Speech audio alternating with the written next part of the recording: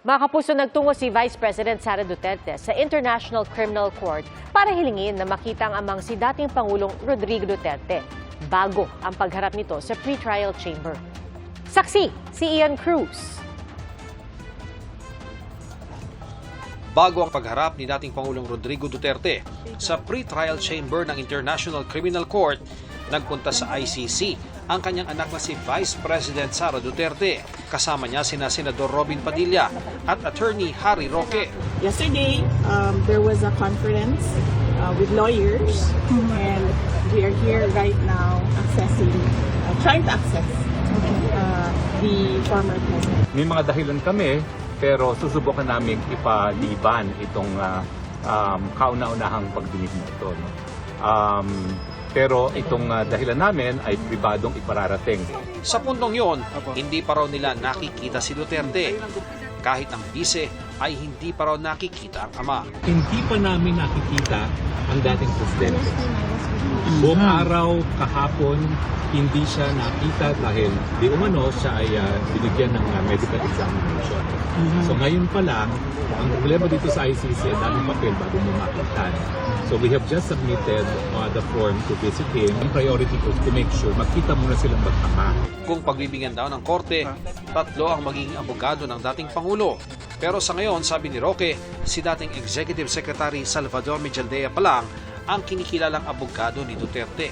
Sa isang sulat sa ICC, itinalaga ni Duterte si Mejaldea bilang isa sa kanyang abogado sa pagdinig ng ICC. Siya rin ang itinalaga ng dating Pangulo na umalalay sa kanya sa pagharap niya sa pre-trial chamber.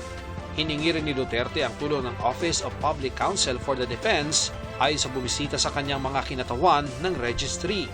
Kahapon, nagpunta sa The Hague Penitentiary Institution si Mejaldea, pero sinabi umano ng reception staff na walang Rodrigo Duterte roon. Where are the laws where he is right now? Nauna nang sinabi ni Mejaldea na hiniling nila sa ICC na madala sa ospital ang dating Pangulo dahil sa kanyang kondisyong pangkalusugan. Kasunod nito ay tiniyak ng International Criminal Court o ICC na nasa kustodiyan nila si Duterte.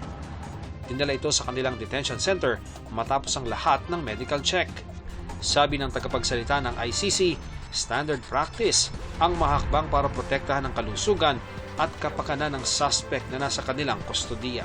Well, yan nga po yung kagandahan ng ICC kasi talagang intrinsic part po yung due process, yung right to fair trial at right to an accused. Sa tulong din ng ICC, ay tinawagan ni Duterte ang Embahada ng Pilipinas para magpatulong na mabisita siya ng abogado at kaanak. Ipinarating na ito ng Embahada sa ICC. Nauna nang sinabi ni Pangulong Bongbong Marcos na ang pagkakaaresto kay Duterte ay hindi pakikipagtulungan sa ICC, kundi pagtupad sa obligasyon sa Interpol na nagpatupad ng arrest warrant. Pagkumpirma pa ng Malacanang, Office of the President ang gumasto sa private jet na naghatid sa dating Pangulo sa The Hague, Netherlands dahil bahagi ito ng assistance na ibinigay ng gobyerno sa Interpol. Sakaling maglabas din ng arrest warrant laban sa iba pang respondent at ipadaan ito sa Interpol, ay makikipagtulungan pa rin daw ang gobyerno. Pero sa ngayon ay wala pa silang impormasyon kaugnay nito. Sa isang panayam ng CLTV 36, sinabi ni dating PNP Chief Oscar Albayalde na umasa siyang poprotektahan ng gobyerno. Umaasa din naman tayo sa ating gobyerno, no? Kasi para proteksyonan po tayo. Igilid din ng palasyo na walang pinagtaksilan ng Pangulo kaugnay ng pag-aresto kay Duterte. Kasunod niyan ang sinabi ni Senador Bato de la Rosa na pakiramdam niya ay nagtaksilang Pangulo at dapat ay panindigan ito ang kanyang mga salita kaugnay ng investigasyon ng ICC. Pati ang sinabi ni Vice President Sara Duterte sa isang ambush interview na may sulat umano ang Pangulo sa kanya na sinisigurong di makikipagtulungan ng gobyerno sa ICC. Nag-meeting po kami kanina ni Pangulo, kasama po ako sa meeting kanya. Hindi po namin napag-usapan yung may letter. So, kung patungkol naman po kay Senator Bato, ang betrayal po sa isang tao, kung siya naman po ay naaakusahan, hindi po ito masasabing isang issue. Mas dapat po na ang Pangulo, ang gobyerno, ay hindi nagbe-betray sa batas. Hindi siya nagbe-betray kung anong interes ng bansa. Isa sa mga plano ng legal team ng dating Pangulo ay humiling ng interim release o pansamantalang paglaya ni Duterte. Sabi ni Attorney Joel Butuyan, isa sa 5 Pilipinong nasa list of counsel ng ICC, may mga kondisyon ng aplikasyon para rito. Consideration kung mag-escape siya. No? Ang pangalawa is, meron bang risk na he will intimidate, he will antagonize witnesses and the other parties, no, kung na-release siya. Pangatlo is, will he tamper with evidence?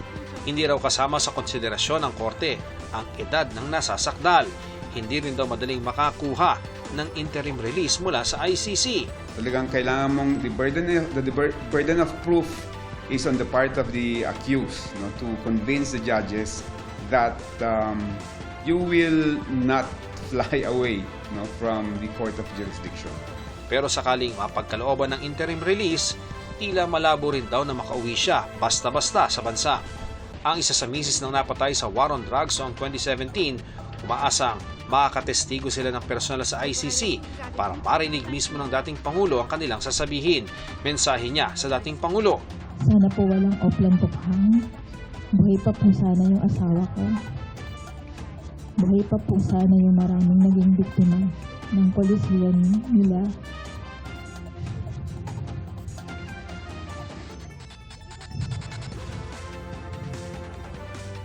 Pagbayarin mo lahat ng ginawa mo sa amin.